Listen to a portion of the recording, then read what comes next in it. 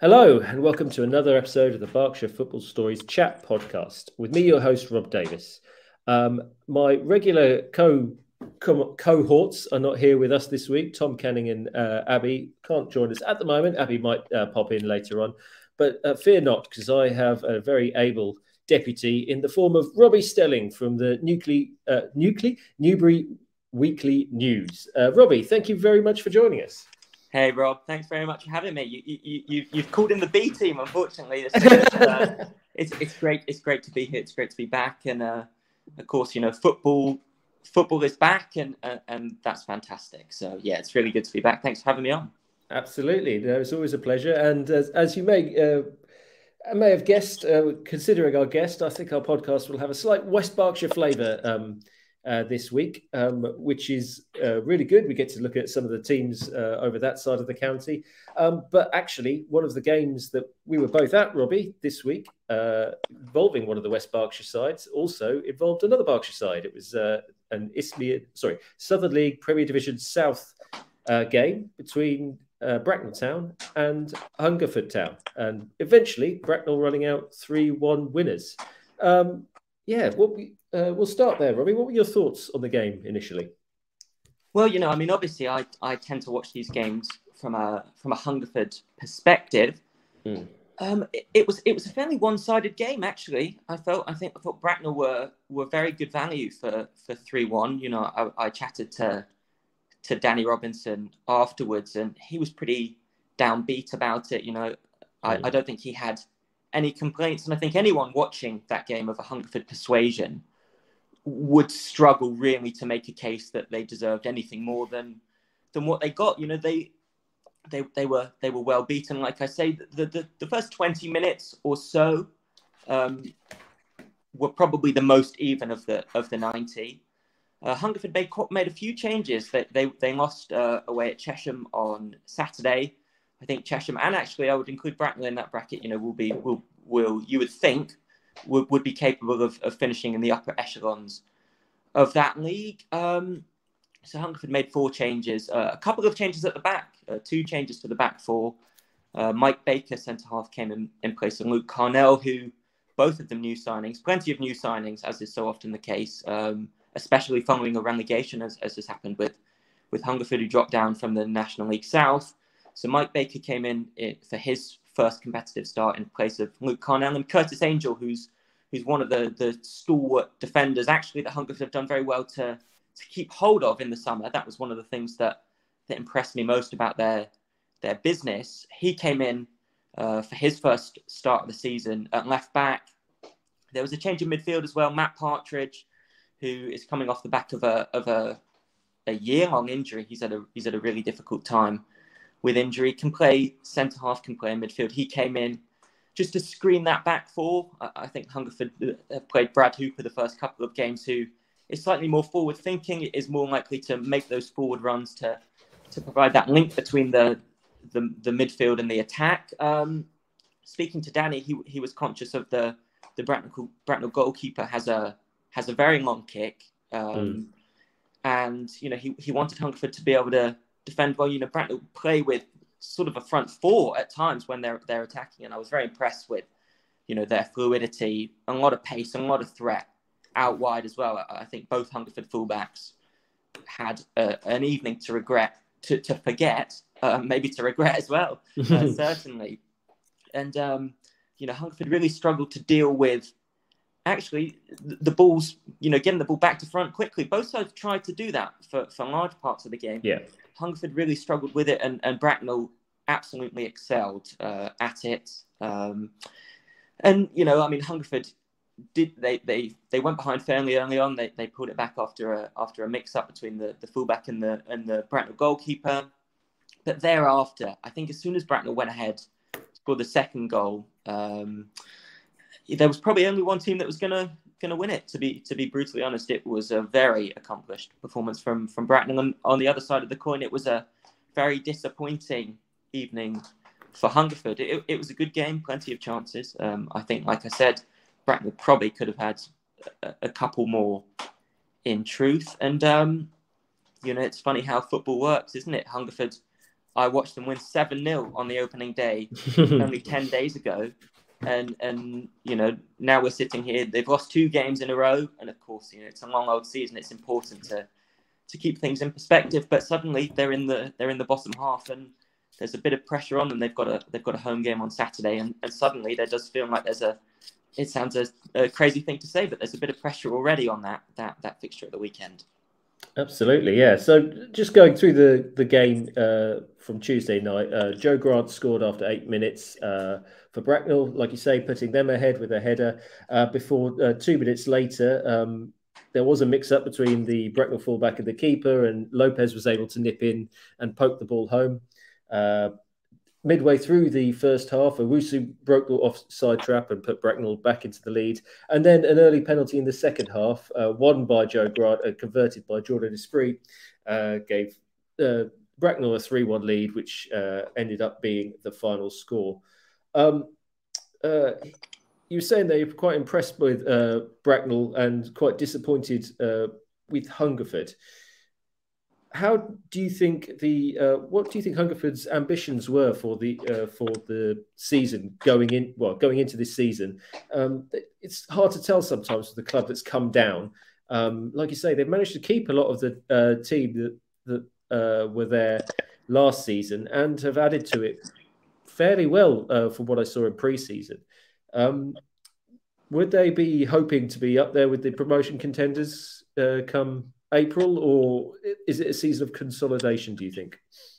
Well, I think actually, I think they will be hoping to be up there with the promotion contenders. I know from speaking to Danny Robinson and also from speaking to a number of the players that they do feel like they have a squad capable of promotion. And, it's so difficult with one of the things we discussed on Tuesday night when you're fighting for that one automatic spot and obviously you've got the playoffs. It's very difficult. It's very difficult to get out of these leagues. And I think naturally a team that comes down from the outside looking in, a lot of people will say, well, they should be up there next season. But often, we see this throughout the football pyramid. It's much easier said than done. Sometimes it's difficult when you start losing football matches. It's difficult to turn that around, and I think that's actually one of the issues in a way for Hungerford. They lost a lot of football games last year. They were competitive. They were well beaten only once or twice towards the end of the season. Once relegation was confirmed, but they lost a lot of football matches, and also they played a certain way. They were, they were a small club for the National League South, and they cut their cloth accordingly. They sat off. They were content to let opposition teams have a lot of possession, and just try and scrap and fight and steal a point here and there. And this season, of course, they're going about things slightly differently because you want to be more on the front foot. You want to be able to take games to the opposition. And you mentioned there that they have managed actually to keep a number of key players last season. The captain, Reece Tyler, who's right back, very, very reliable, dependable. He's committed for another season. Matt Berry-Hargreaves, the centre half, who I think is a really outstanding player. I mean, it was only a few years ago that he was on the books of Oxford United, and I think definitely has the capability to play higher. They had a centre forward called David Bramang, who they've managed to keep hold of. He's still coming back from a serious injury, but they're expecting that they can count on him for much of the season ahead. And they've actually recruited very well. I think the thing that probably impressed me most about what Danny did is he set about his recruitment very early, and he had a very clear and structured sort of plan. I think he identified where Hungerford's key areas of weakness were last season, and he went and brought players in accordingly. They had a fantastic goalkeeper last season called Jed Ward, who's on loan from Bristol Rovers. He's going to be up at Wealdstone on loan this season in the National League, so he's making another step. And I know he's very, very highly thought of at Bristol Rovers, and you could certainly see why. But it took some time to get him in, and I think before Jed Ward arrived at Bullpit Lane last season, Hungerford had already used 4 or 5 goalkeepers, something crazy like that. And then towards the end of the season, he picked up a couple of injuries, and Bristol Rovers naturally keen to take care of him. Even though they were slightly minor injuries, that they didn't want him to aggravate them at all. So Danny again found himself rushing around for a goalkeeper. So this year they've got Ryan Clark, who I believe is 41 or something like that. He looks very good for 41, I have to say, but over 200 appearances for Oxford. A real good CV, most recently of Bath City, and Danny will be hoping that he can be the man in between the sticks for the entire season and at the other end of the pitch. I mentioned David Brumang. They also brought in Great Evans, who did okay at the back end of last season. They were able to re-sign him. He, unfortunately, is another one out with injury. But Conor McDonough has been leading the line, a player that Danny, I think, has had his eyes on for a long time. Scored plenty of goals at Swindon Supermarine, Northern League as well. Hit double figures in this league on more than one occasion. And had a great start to life at Hungerford. He scored a hat-trick on his debut, and that was only 2 days after he welcomed the birth of his son. So that really was a week to remember. And actually, he was good enough to sit down for an interview with me. I don't know how he found the time, because he was obviously busy both with football and fatherhood. But that was fantastic, and he's really looked the part actually. 4 goals in 3 league matches, a couple in pre-season as well, and he is a sort of traditional number 9 in many ways, and he's capable of leading the line. He can hold the ball up. He can bring other players, into play. But he's more than that as well, because technically he's very good. We saw him score a screamer against Thatcham Town in pre-season when he brought it down 30 yards from goal, beat a man, and then curled a shot into the top corner. So he's really capable, and they've added plenty. I think they had 7 or 8 debutants on the opening day of the season, but most of them, with the nature of the business being done so early, most of them had already played probably 5 or 6 games in pre-season. So it almost felt like, they were not settled. It would be too much to say, but they at least had been able to begin to establish those relationships. And it's easy to sit here now and press the panic button. I know that Danny and the squad absolutely won't be doing that. They've had 2 defeats in 4 days, but 2, when the fixtures came out, you looked at those two away games, and I thought, I'll tell you what, the season opener against Plymouth, that's going to be really important, because looking at those 2 games on the road that they've got to go and get ticked off early on, they're going to be difficult. I think, like I said earlier, they'll probably be 2 of the top teams, but I see no reason why Hungerford cannot compete. I think there has to be an element of consolidation, given that Patrick and Nicky Chambers, who were chair and commercial manager, moved on to Gloucester City in the National League North. Alan O'Donoghue has taken over the reins, former vice chairman. He's now stepped into that role, and they've got some fantastic people on the committee as well. So I think they are in really good hands. The attendance held up well on the first home game. I think they had 400, 500 in, which was not too dissimilar to last season's attendances. So from that perspective, of course, you want to consolidate first and foremost. But I think Hungerford, knowing Danny as I do, that they will want to compete. And they've got players with experience of winning promotion from the Southern Premier League. Michael Fernandez, very talented winger. He won it with Farnborough. And Louis Paget, versatile fullback. He was in the same Farnborough squad that gained promotion. And plenty of players, carrying over from last season, despite relegation, that prove that they can compete, certainly at National League South level. And with the additions of McDonough, they've Ryan Clark, and some really good midfielders as well. I see no reason why, despite a slightly lackluster start, they can't go and have a really positive season. Absolutely. Some positive words for Hungerford there, and a few you mentioned for Bracknell Town as well. Now, yes. I know obviously the focus of your work is on West Berkshire, but from your trip to, was it your first trip to Bottom Meadow? It was. You made on Tuesday night. What do you make of Bracknell Town, not just on the pitch, but off it as well? A club that's sort of on the up, shall we say? well, it certainly had that feeling. You know, sometimes you go to a club and you just get that sense. You know, I know you were filling me in about the details of the grounds and the new surface that they've got installed there. I found it, you know, first and foremost, very welcoming.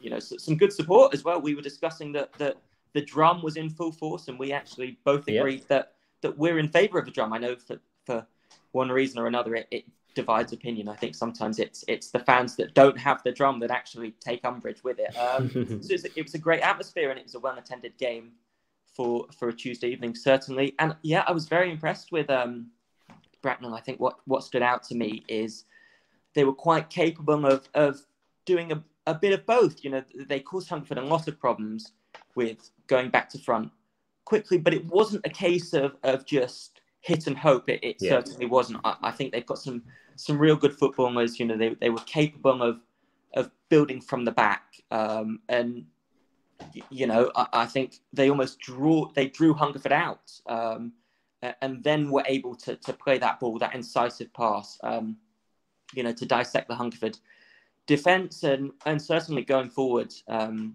they look like they've got goals in them. You know, I've watched Hungerford for the entirety of pre-season, and I think they've got some good defenders. You know, they drew with National League South, North Gloucester City. They beat National League South Chippenham. You know, they're no mugs. They're a good, solid team. They'll be hard to break down, I think, for the most part this season. But Bracknell made it look easy, actually. So I was very impressed. I know, Rob, you said that they've lost a couple. And you know, I'm afraid I come a bit underprepared. I'm not sure of who's who necessarily, but I thought that the defender who I gather has come in to replace one of the outgoing players looked very assured. You know, I think that they were capable of playing good football, but also standing up to the physical demands of this league, which is so important as well. You know, there's going to be a lot of big teams. Hungerford went to Chesham on Saturday, and Hungerford are a big team, and I think they were outmuscled by them. And you need to be able to do that. You know, we all love sides to play good football, and Bracknell certainly play good football, but you also have to be able to stand up to physical tests, and you have to be able to defend well and then build from there. And yeah, I thought Bracknell were excellent, and I like to think that the fans who turned out in their numbers and were in good voice throughout can be rewarded with a really good season. And if they do have a successful season, I know that you can treat yourself to a nice glass of prosecco from the from the club bar, which is not something you see every day at a non-league ground. So let's hope they'll be drinking plenty of prosecco come the end of the season. Absolutely, yeah. You mentioned the attendance. Just to say, there were 429 in attendance on a Tuesday night at Bottom Meadow, Berkshire derby, but not the closest Berkshire derby. So I think it was pretty impressive. I think that's probably up there with where the sort of average attendances were with Bracknell last season. So to do that on a Tuesday night is very good. Brilliant. Well, we'll leave the Southern League Premier Division South there, and we'll move on to the Isthmian League South Central. They had their first set of fixtures the weekend just gone. And as you are here, Robbie, in fact, actually, looking at all the fixtures, there were 10 games, and every single one of them ended in a win for one side. Not a single draw across the 10 games. So as you're here, we'll start with Thatcham Town, who had a very good 1-0 away win at Marlow. Obviously, it's early days in the season, so we don't quite know how all the other teams are going about it, and whether the sides you're playing are going to be promotion contenders or at the other end of the table in the season. But Marlow are a side that's consistently been up in the promotion places. So perhaps Thatcher would have looked at that and thought maybe that's quite a tricky start, but they got the win nevertheless. Yeah, it was a great result. I think that was a really impressive opening day for Thatcher, because like you say, Marlow have been there or thereabouts. I think finished third last season and beaten in the playoff semi-final. I think they're probably one of the sides that you could say with a fair degree of confidence, as much confidence as you can say at this stage in the season, will probably be up there again this season. Thatcham looking to build on what was a really positive season last season, actually flirted with relegation at times before Christmas and then had a great run, 10 unbeaten, and flirted with the playoffs. Actually, towards the end of the season, ended up finishing 13th, a very solid 13th. And, I've spoken about Yashwar Romeo before, coming into his second full season now at the helm, third season in charge, having replaced Jamie Leacock towards the end of one of the recent campaigns 3 years ago. Now, I've got so much time for Yash.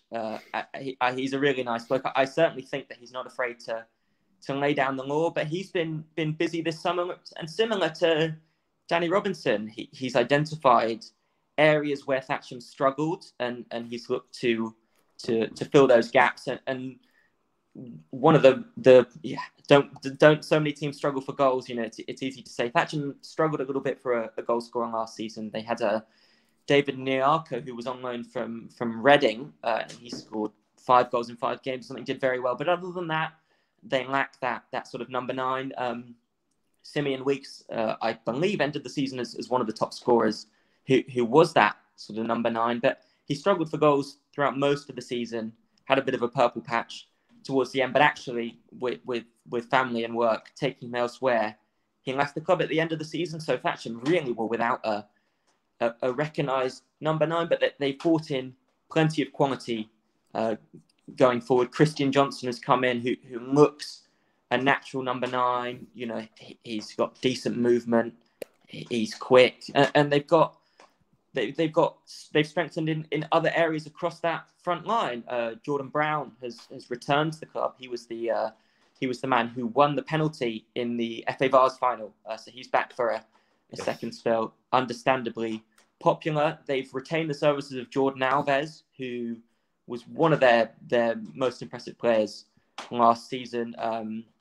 Comfortable on either flank, technically very good and a real threat. And Sam Tanner, who scored the winning goal against Marlow, has been a real pleasant surprise. I was speaking to Yash Romeo on Monday, and he said that when they signed Sam, actually they sort of thought he's probably going to be a squad player initially, but his form has been such that he has locked down that spot on the right of the front line and is undroppable in Yash's own words. And yes, so he scored the winning goal. And at the other end, they lost captain Josh Edwards, who was a sort of commanding presence at the back, but they have signed Josh Blackwood, who I think is going to do a similar thing. Had a bit of a difficult year with injuries at Reading City last season, but I know as a player, Yash has long admired, and Thatcham struggled a bit from defending set pieces last season, and they're hoping that his presence is going to help them do that. And it was a perfect start, from both ends of the pitch.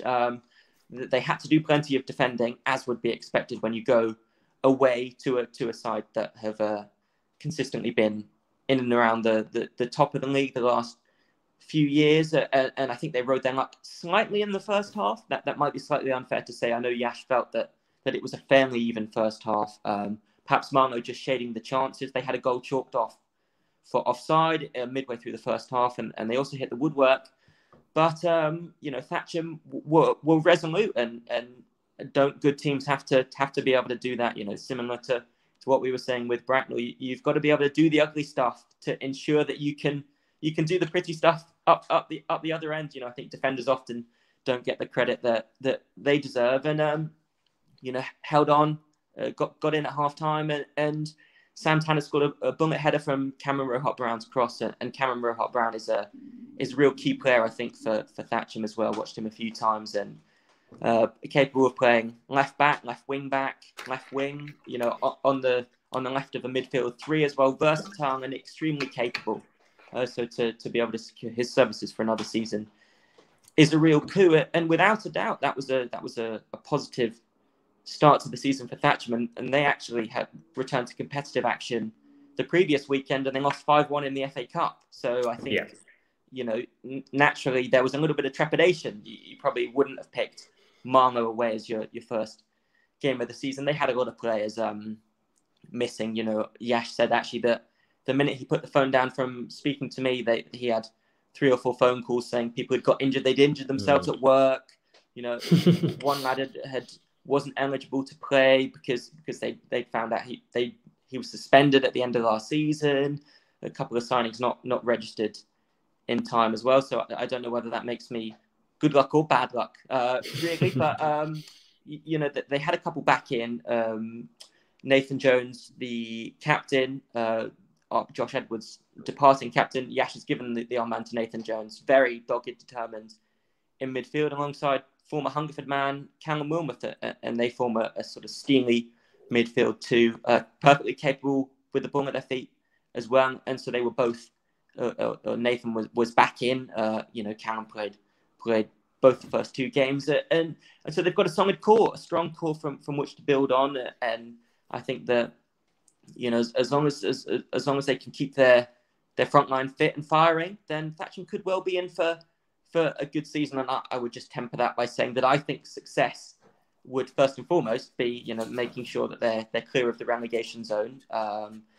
And then let's see. I know Yash is ambitious and wants to kick on, and perhaps a surprise assault on the top half or even the playoffs. I wonder if they're daring to dream a little bit after such a good start to the season. But yeah, a lot of positivity around Thatcham, and a lot to like with how they've gone about their summer business and how they've started the season, of course. Yeah, very comprehensive answer there, Robbie. I was going to ask you what you thought success would be for Thatcham, but yeah, top half of the table finish seems sort of where my gut feel where I was kind of putting them. They certainly, like you say, last season started maybe quite poorly, but then had in the middle of the season things seemed to click, and they seemed to climb up the division and responded quite well, but maybe falling away slightly towards the end of the season.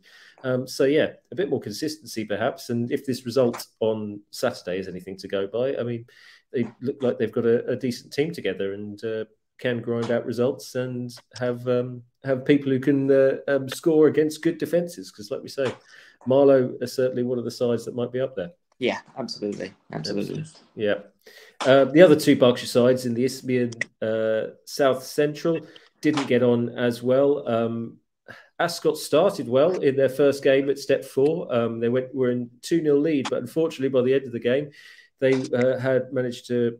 That had been turned around by their hosts, Rainers Park Vale, and they were on the wrong end of a 3-2 scoreline, with the last goal coming in the 81st minute there.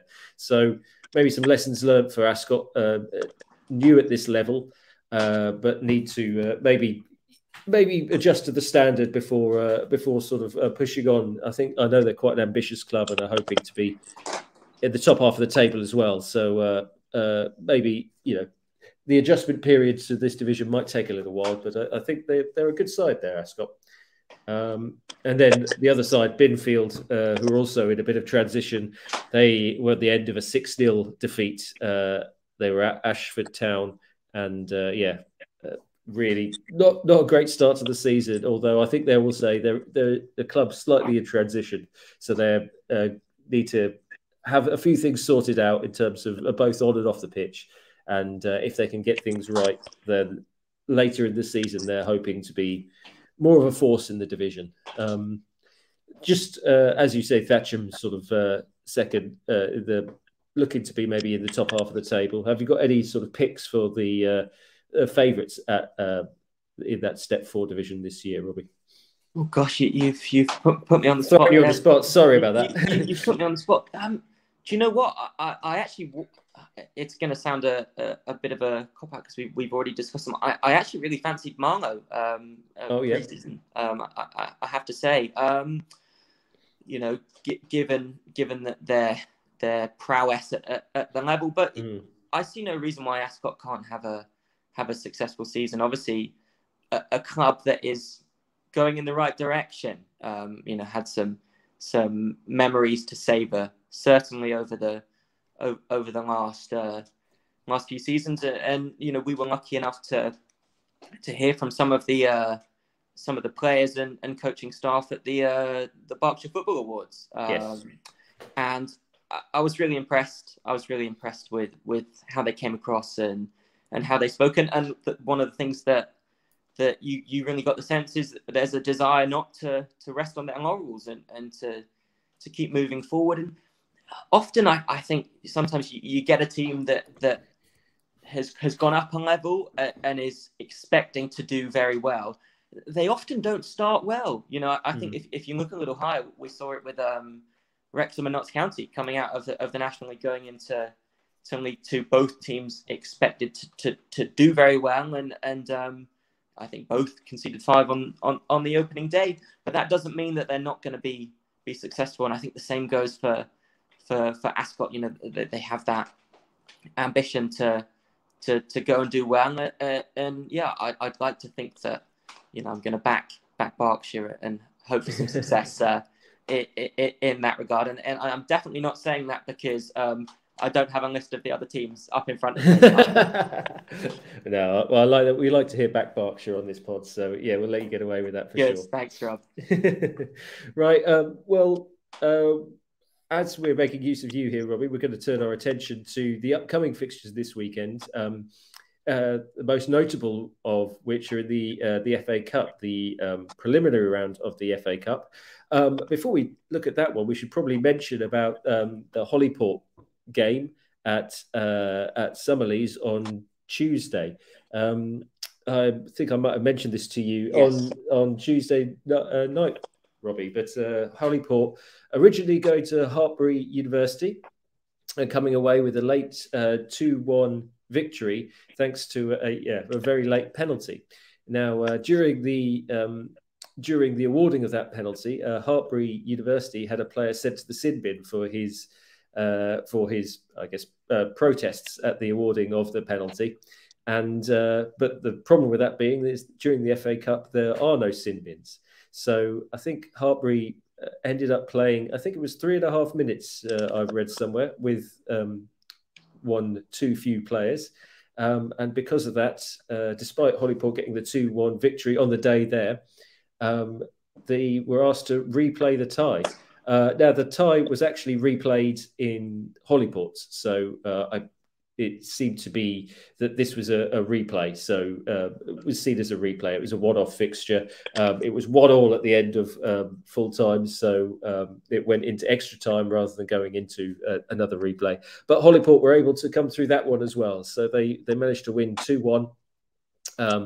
And have made it into the preliminary round this weekend. So congratulations to Hollyport. I don't want to say justice was served there particularly, but it was really harsh on Hollyport to have to replay the fixture, although I'm not 100% sure if any other solution could have been found. Yeah, I mean, I think all the officials there probably involved in that breathing a real sigh of relief when Hollyport came from behind and managed to progress through, and I think even the opposition would probably accept that in many ways justice was served. These things happen, don't they? I mean, football is so complicated, and especially at the start of the season, I think officials are trying to cope with lots of different rule changes or slight adjustments to rules, and obviously in the heat of the moment, players make mistakes, and officials are bound to do the same. Absolutely. As well, but certainly a unique one, the kind of thing that could probably only happen, in and around this kind of level. But it's that kind of colourful story that in the end has a happy ending. That it is part of what makes this beautiful game so interesting. It certainly keeps us on our toes. But I think people will be having anyone playing in an FA Cup tie will definitely be conscious that there's no danger of getting sent to the sin bin. Not that gives any players listening a chance to have a dig at the referee or anything like that. Absolutely. So Hollyport's reward was a home tie against Yate Town. So opposition from higher up coming to Summerlees on Saturday. We go through all the FA Cup fixtures involving Berkshire sides here. Ascot United are at home to Mangotsfield United. Reading City are away at Easington Sports. Hollyport, as we mentioned, home to Yate Town. Tadley Calleva at home to AFC Portchester. Virginia Water at home to Cribs. And Wallingford and Crowmarsh at home to Marlow. as the team we were speaking about just a moment ago. Probably out of those, I'd say the one you're perhaps best qualified to talk about, Robbie, would maybe be Tadley Caliver. They're probably the ones that come closest under the sort of West Berkshire banner. How do you think? How do you see their fixture going on Saturday? Yeah, well, I'd start by saying it's qualified in inverted commas. I reckon, Rob. But yeah, it's I think everyone looks forward to the FA Cup. It's often a chance to watch opposition that you might not get to see as well, and that's interesting. I think from a management or point of view, it can be a challenge as well, because you can be a little bit unawares as to sort of the type of opposition you're expecting to be facing. Tadley have had a summer of considerable change. Ben Dillon and Joe Lormer were joint managers, best friends and joint managers at the helm of the club, and had two very successful seasons together, taking over when they were in the combined counties north, when the club were rock bottom, winless from the first 10 games. And they steered them to safety, and then they switched to combined counties south and had a pretty successful season last year. I think they ended up finishing 8th, just a couple of really bad runs, and they came unstuck, especially after Christmas. They weren't quite what they were, in the opening months of the season. And I mentioned the transition. Ben Dillon he's stepped down. He's decided to focus. I know he's got a young lad who's a very fine footballer in his own right, and I think he's off playing academy football. Ben's really keen to support that. He's got work commitments, again, taking him slightly further afield.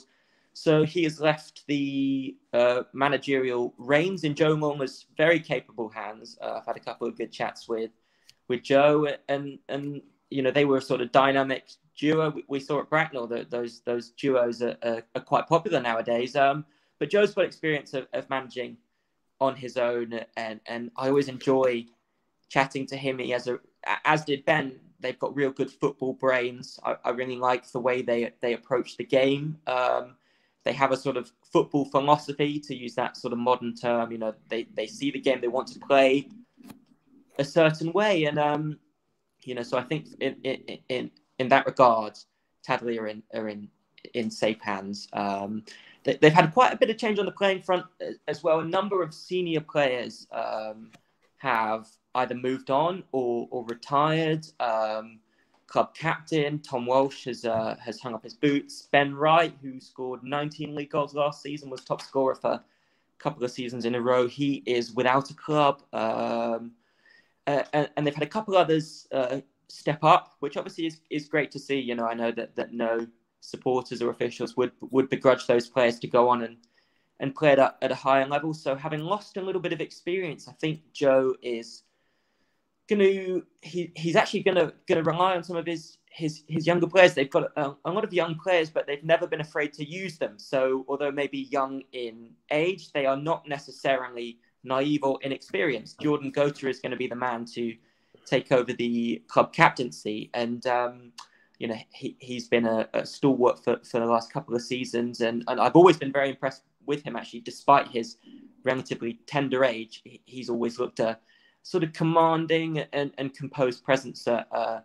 fullback. Very, very good footballer as well. They've of course they have added, but I think we're going to see a Tadley that is slightly more energetic, slightly more dynamic, and I think maybe you could actually say they ran out of steam a bit last season. So I think they will be hoping that they can address that problem. They lost in the league on the opening day against a pretty good Shearwater side. I didn't see the game, but I understand that they weren't disappointed necessarily with their performance. It's just, making sure they take their chances, and having lost the top goal scorer, there's always going to be a bit of a question mark over that. They had a good win in the Hampshire Cup, Hampshire Senior Cup, though. They scored 5 goals in midweek, so hopefully they'll be able to right a few of those wrongs this weekend. And we were chatting about it. I can't claim to be a Porchester expert. I know they're expecting a large following, and that was stolen, that one from Tom Canning. I can't lay claim to that fact, but that's the beauty of the FA Cup. Sometimes it's a little bit of an unknown. I think Tadley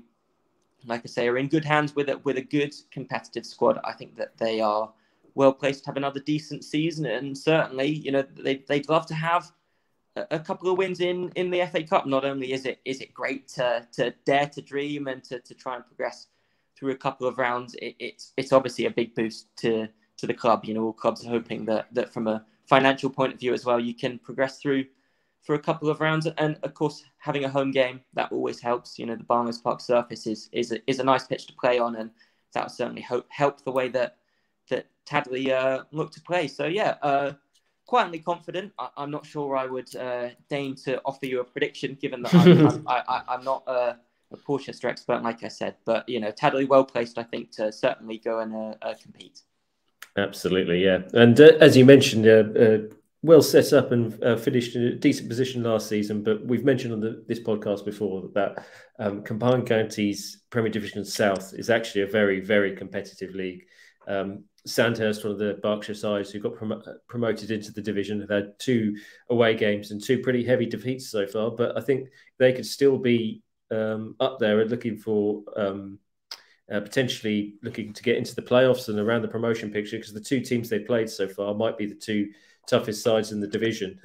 They lost 6-1 on the opening day away at Redhill, and then they lost 4-0 in midweek away at Farnham. And I think both of those sides have got real big ambitions and are really well set up. But the strength of that division is really, really high. So, Tadley being well set up, hopefully they can thrive and maybe push on a place or 2 from where they were last season. And you never know, the outskirts of the playoffs might be in reach. I think so. I think that would be a successful. Like you say, it's a very tough league. Tadley conceded 11 goals in their first 2 games last season, and still went on and had a successful season. But a seriously competitive league. Absolutely, yeah. And just before we sort of wrap up our look, we should probably cast our eyes over the fixtures. And as we got you here, you mentioned a big game for Hungerford at home. They're at home to Beaconsfield Town, a team that until recently also had joint managers, John Underwood and Baker and Underwood, who were previously in Slough Town. Now it's just John Underwood on his own at the moment, so it's just just the one manager. But another tough side for Hungerford. So a tricky assignment on the weekend at Bullpit Lane. Yes, tricky indeed. I mean, that's where I'm going to be off to on Saturday. Always enjoy my visits there. Thatcham have a week off actually as well. Yes. So it's going to be tough. I think Beaconsfield have not had the best start. I think 2 draws and a defeat. I believe I'm right in saying so. They'll come to Bullpit Lane with a point to prove. It's going to be interesting to see how manager Danny Robinson approaches the game. He spoke to him afterwards, after the Bracknell game, and he held his hands up as he always does when he thinks he's made a mistake. He felt like he got the team selection wrong, and actually he pointed to the squad depth that Hungerford have got to almost being his own undoing. Sometimes when you have a big squad, you think you have to make changes some of the time, especially when you play Saturday, Tuesday. So I think we might see Hungerford revert to type. I expect it to be a similar team to the one that started the season opener and won so emphatically. There's pressure on the players now. Hungerford need to refine that winning mentality. They need to remember how to win games of football, and Bullpit Lane is quite a unique place to play football. I know a lot of teams certainly take a little time to adjust to. There is a bit of a slope there, and Hungerford obviously have the advantage of being well practiced on that. Danny always reckons they actually score more goals going uphill.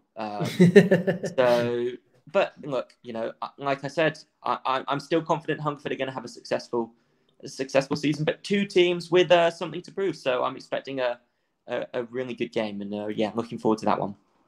Very much so.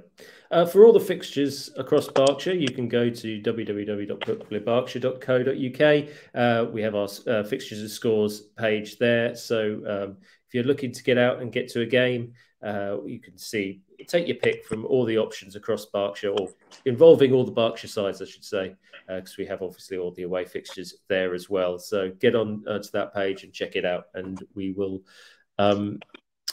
choose yourself a game to go and see. Right, well, that's about it from us today. We've had a very good, a very comprehensive chat, I think, Robbie, over the covering the West Berkshire sides. Perhaps when we get you on next, Newbury would have kicked off their season, and we can add a third or fourth team to the list that we cover. But thank you very much for joining us and adding all your knowledge to the podcast today. It's been a very enjoyable chat.